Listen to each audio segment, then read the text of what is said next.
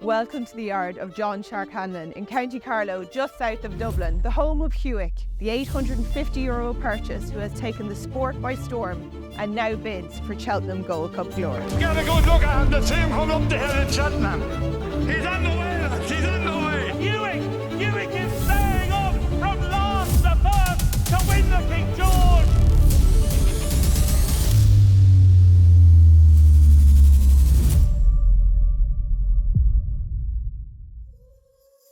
For the last 2 years, only for Hewick, I don't know how it's. He's after keep money in the pot the whole time. He never lets us down. Like went to Galway there, won a Galway plate, it's amazing day. He won the bet 365. He went to England to Sandown, won twice, and then to go to Kempton and win, and go to America and win. Like he's a horse of a lifetime. And when you see the horse, he's just an ordinary horse. It's amazing what he's done for us. It's amazing, I think, what he's done for Irish racing, because he's known all over Ireland, England, America. We're hoping to get to Australia with him, but they know about him already. So it's a very good walking horse, and I love a good walking horse. Paddy Mullen said years ago, if a horse can't walk, he can't run, and I think it's a great statement. And we looked at him, we talked about him this morning. He's not an overly impressive horse, but what is it that makes him so special? Big heart. He has a heart of a gold, so he has a big heart, and he keeps the whole show going. You know, when we were in Kempton the other day after the horse win, you should see the people around the ring. There were 20 deep around the ring. I tell you, you go out there now today and walk into the barn, he'd stick his head out over there and you nearly think he's smiling at you. You know, he loves photos, he loves getting his photo taken. And I'd say when he's in a race, he knows that if he don't win, that won't happen. We, as a 3-year-old, we loved him. And Tom Hamilton run him one day in a school in Bumper, and he worked very well. And Tom came to me and he got down at me. He said, "That's not too bad, Shark." He said, "This doesn't do the job." And that's where the name came from, Hewick. He was supposed to be called Hike because Tom is from Hike in Scotland. And when we sent in the name came back wrong. And Rachel was going to change the name again. And I said, "No, might be lucky." So that's the reason he's called Hewick, not Hike.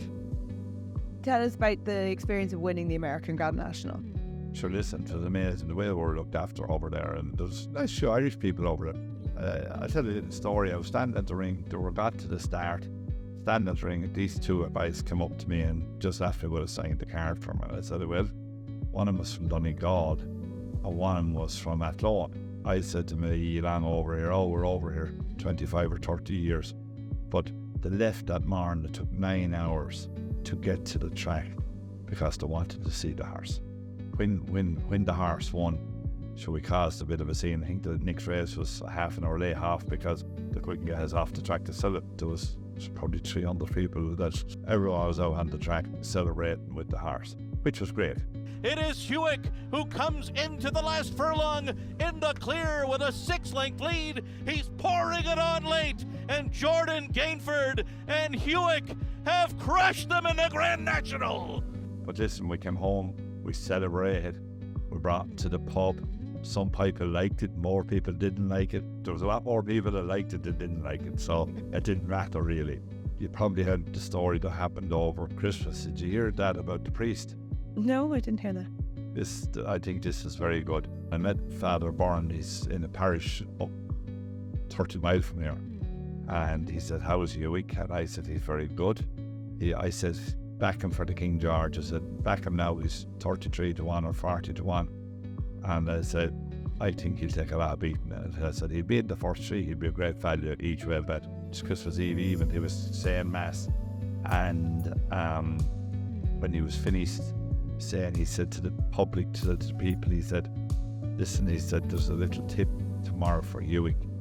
And he said, "I think he all should have a few quid if you have left after the Christmas. You should have a few quid each way in him." He done the same on Christmas morning, and they said a little prayer for the horse. He rang me on Stephen's Day after the horse win, or the day after Stephen's Day. He rang me, and he said that he went down Stephen's Day to collect his few pound. He had a few pound himself on him.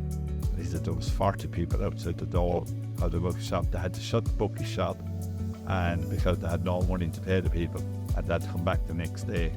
So we have the priest on our side as well. It's a big help. If for Hewick, what would be the dream for you? Would you rather win a Grand National or a Gold Cup? One who would vote. Like, he'd go this year, he'd go for the Gold Cup this year.